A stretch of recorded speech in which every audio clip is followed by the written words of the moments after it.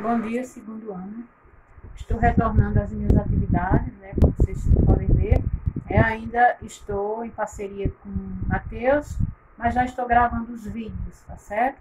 Então, hoje a gente vai dar continuidade às aulas de História, falando sobre período regencial.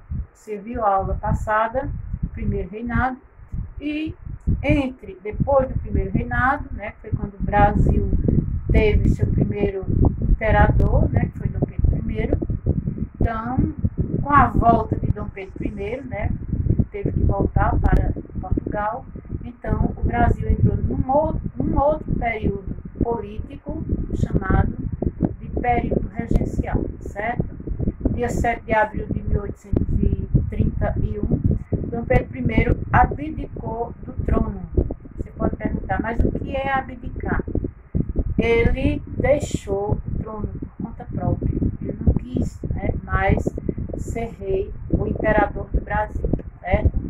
Ele teve que retornar para Portugal, porque problemas políticos, problemas familiares lá em Portugal exigia a presença dele lá. Então, ele vai abdicar e vai retornar para Portugal.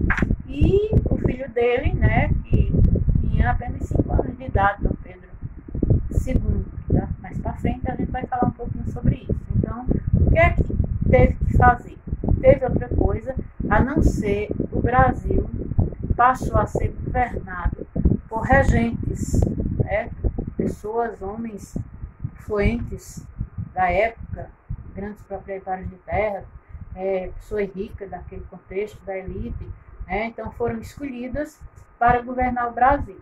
E foi feito um conselho de 3 regentes, certo? 3 pessoas foram escolhidas, né, para governar o Brasil.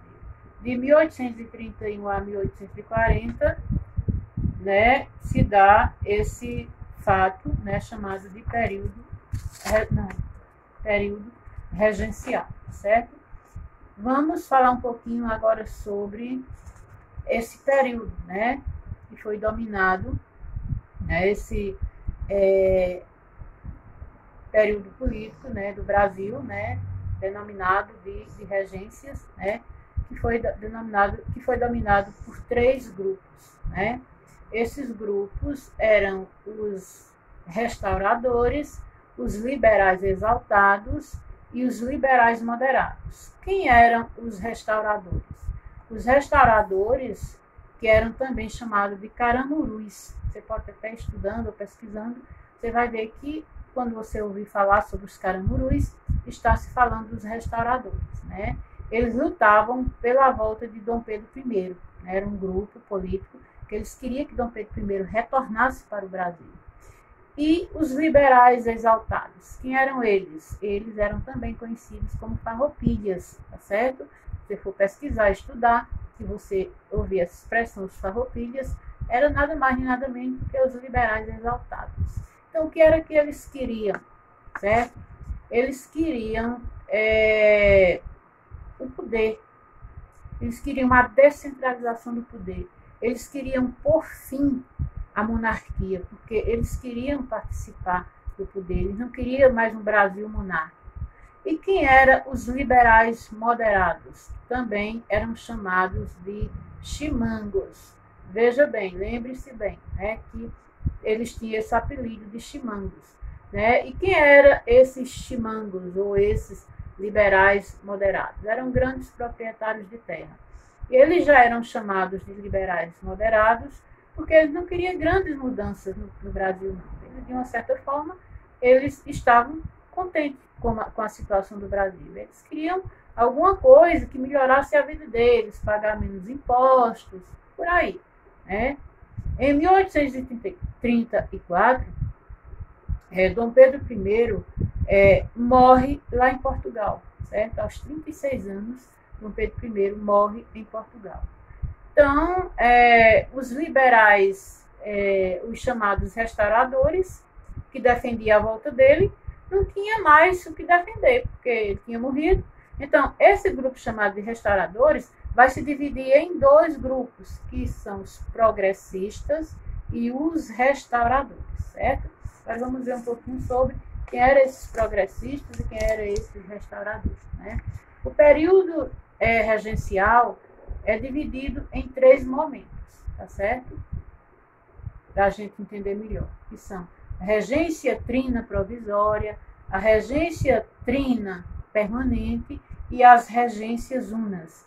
Quando diz assim, regências trinas provisórias, foi, assim, eles lá, na panelinha deles, como a gente diz, escolheram 3 pessoas, que no caso foi Campos Vergueiro, foi um deles, outro foi Francisco Lima e Silva, foi outro, Carneiro Campos foi outro. Então, essas 3 pessoas ficaram como regentes do Brasil, mas provisoriamente. Eles ficaram apenas 2 meses. Aí, depois de 2 meses, foram escolhidos outros 3 regentes, tá certo? Então, esse momento já foi chamado de regência trina permanente, porque eles governaram o Brasil por 4 anos. E depois disso, veio as regências unas, que só tinha um regente. A primeira regência una tinha como regente o padre Feijó, e a segunda regência una tinha Araújo Lima. Então, preste atenção. O momento regencial se dividiu em 3 partes: regência trina provisória, regência trina permanente e regências una, certo? O que é que vai, nesse momento político do Brasil, chamado de período regencial, e depois da morte, né, de Dom Pedro I lá em Portugal, né? Então, esses regentes, já no contexto da regência una, esses grupos poderosos, essas lideranças rurais, principalmente de grandes proprietários rurais, eles vão se organizar e dentro, principalmente, desses progressistas, do grupo progressista. Então, eles vão fundar o chamado Clube da Maioridade, certo? Mas o que foi mesmo isso, professor? O Clube da Maioridade foi quando eles, esse grupo, queriam acabar, com a regência e queria instituir no Brasil o governo ou o segundo reinado, que seria o momento em que Dom Pedro II assumiria o Brasil. Mas, naquele contexto, Dom Pedro II estava com seus 14, 15 anos, por aí. Então, o que é que eles vão fazer? Eles vão fundar o Clube da Maioridade e vão aumentar, forjar a idade de Dom Pedro II para 18 anos, para ele assumir o governo do Brasil. Então, o Brasil passa a ter um regente, um imperador criança, praticamente, Então, isso vai ser uma época muito conturbada, cheia de descontentamento, desde o primeiro reinado, que o povo brasileiro vinha descontente, certo? Então, isso vai ocorrer uma crise econômica muito grande, Não ainda. Vai ocorrer uma crise muito grande, o desequilíbrio da economia, o aumento da dívida externa, a crise do açúcar, que nós já estudamos, a produção do açúcar.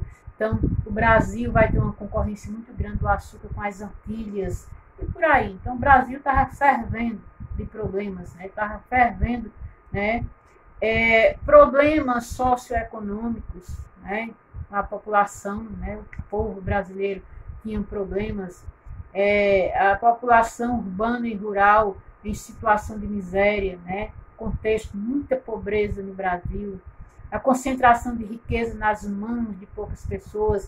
E a gente sabe que hoje não é muito diferente, mas naquela época era pior, A grande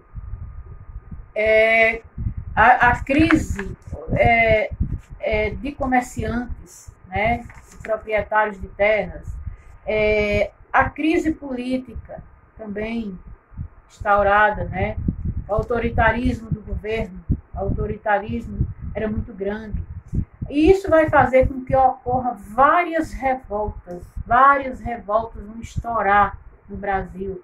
Por exemplo, a cabanagem, que é uma revolta que vai ocorrer lá no Pará, que naquele contexto era chamado de Grã-Pará.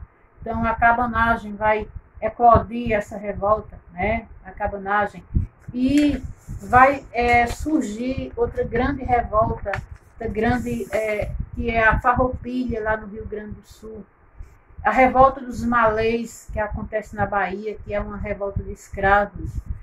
A balaiada, que ocorre no Maranhão, certo? Então, todas essas revoltas vão ocorrer. O Brasil era um caldeirão de conflitos e de revoltas. Tanto que eu atento para vocês e peço que vocês leiam, né, lá no livro didático de vocês e vejam a motivação e os objetivos dessas revoltas. O que é que aconteceu, como é que elas ocorreram, quem participou, quais foram as consequências e como finalizou essas revoltas, ok?